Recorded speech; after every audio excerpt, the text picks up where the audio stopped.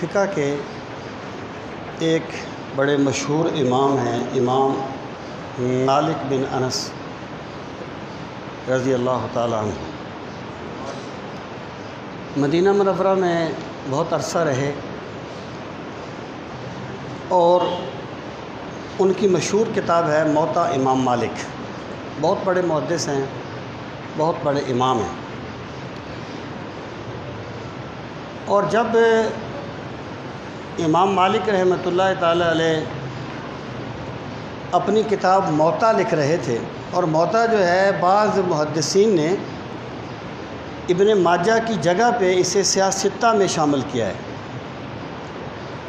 تو جب وہ موطا امام مالک لکھ رہے تھے تو اس وقت ایک اور عالم دین تھے، انہوں نے بھی موطا کے نام سے ہی ایک کتاب لکھی جس کی ضخامت امام مالک کی موطا سے بہت بڑی تھی۔ تو کسی نے کہا کہ حضرت صاحب بھی موطا کے نام سے ہی کتاب لکھ رہے ہیں اور ان کی کتاب بہت بڑی ہے، تو پھر آپ کی کتاب تو دب جائے گی۔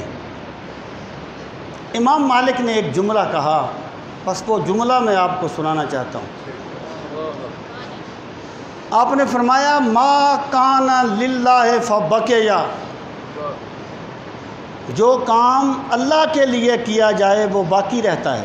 انشاءاللہ آخرت میں ہوگا نا، اللہ کی رضا کے لیے کام کیا ہے، اور وہاں تو پھر اخلاص والے سودے ہی کام آتے ہیں نا۔ دنیا میں بھی اس کا ایک بہت بڑا فائدہ ہوگا، اور دنیا میں فائدہ یہ ہوگا بندہ ٹینشن سے محفوظ ہو جائے گا۔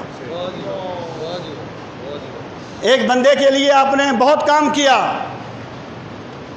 اور مقصود یہ تھا اس بندے کو خوش کرنا، اس نے کل آپ کا ہی گریبان پکڑ لیا، وہ میں نے جس کے لیے ساری حدوں کو توڑ دیا، یہ آج اس نے کہا ہے کہ اپنی حد میں رہو، تو بندے کو بڑی ٹینشن ہوتی ہے۔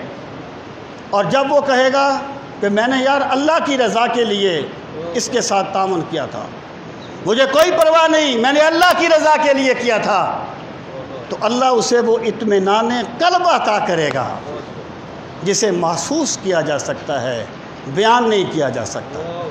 اللہ تعالی ہم سب کو اخلاص کی نعمت نصیب فرمائے۔ وما علینا الا البلاغ المبین۔